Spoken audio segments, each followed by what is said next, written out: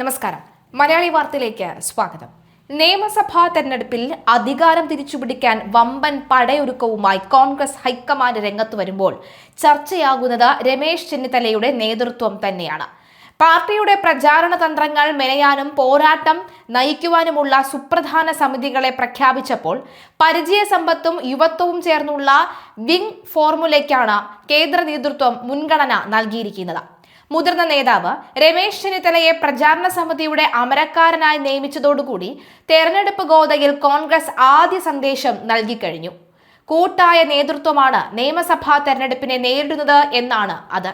ദേശീയ തലത്തിലും സംസ്ഥാന രാഷ്ട്രീയത്തിലും ചെന്നിത്തലയ്ക്കുള്ള അഗാധമായ അനുഭവ സമ്പത്ത് വോട്ടായി മാറുമെന്നാണ് പാർട്ടിയുടെ കണക്കുകൂട്ടൽ.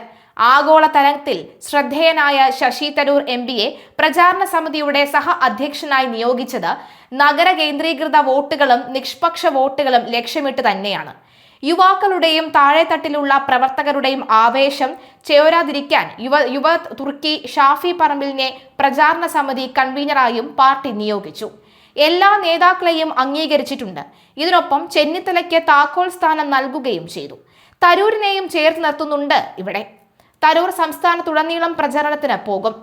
ജെൻസികളെ പാർട്ടിയോട് ചേർത്ത് നിർത്തുകയും ചെയ്യും. ഭരണവിരുദ്ധ വികാരം വോട്ടാക്കി മാറ്റാനുള്ള പ്രകടന പത്രിക തയ്യാറാക്കാൻ ബെന്നി ബെഹനാനെയാണ് ചുമതലപ്പെടുത്തിയിരിക്കുന്നത്. കൊടിക്കുന്നിൽ സുരേഷാണ് പ്രകടന പത്രിക സമിതിയുടെ സഹ അധ്യക്ഷൻ. രമേശ് ചെന്നിത്തല ഉൾപ്പെടെ കരുത്തുറ്റ സമിതിയാകും വരും ദിവസങ്ങളിൽ കേരളത്തിലുടനീളം പ്രചാരണ കൊടുങ്കാറ്റ് അഴിച്ചുവിടുക. ഗ്രൂപ്പ് സമവാക്യങ്ങൾക്കപ്പുറം വിജയസാധ്യത മാത്രം മുൻനിർത്തിയാണ് നീക്കം. ഉമ്മൻചാണ്ടിയുടെ അതിവിശ്വസ്തനായിരുന്ന ബെന്നി ബെഹനാനെയും ഹൈക്കമാൻഡ് അംഗീകരിച്ചിട്ടുണ്ട്. ഇതും നിർണായകമാണ്. രമേശ് ചെന്നിത്തല അടക്കം ആകെ 10 അംഗങ്ങളാണ് പ്രചാരണ സമിതിയിലുള്ളത്.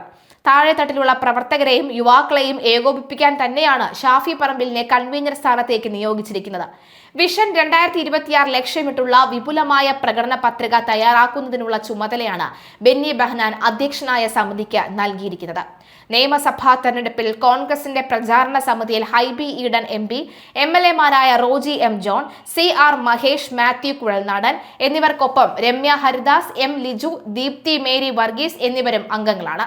തെരഞ്ഞെടുപ്പ് പ്രകടന പത്രിക കമ്മിറ്റിയുടെ ചെയർമാനായി ബെന്നി ബെഹനാൻ MPയെയും ഹൈക്കമാൻഡ് തീരുമാനിച്ചിട്ടുണ്ട്. കൊടിക്കുന്നിൽ സുരേഷ് MPയാണ് കോ ചെയർമാൻ. MPമാരായ ഡീൻ കുര്യാക്കോസ്, JB മേത്തർ എന്നിവരാണ് പ്രകടന പത്രിക കമ്മിറ്റിയിലെ മറ്റ് അംഗങ്ങൾ. എന്തായാലും രണ്ടും കൽപ്പിച്ച് തന്നെയാണ് കോൺഗ്രസ് ഇറങ്ങുന്നത്.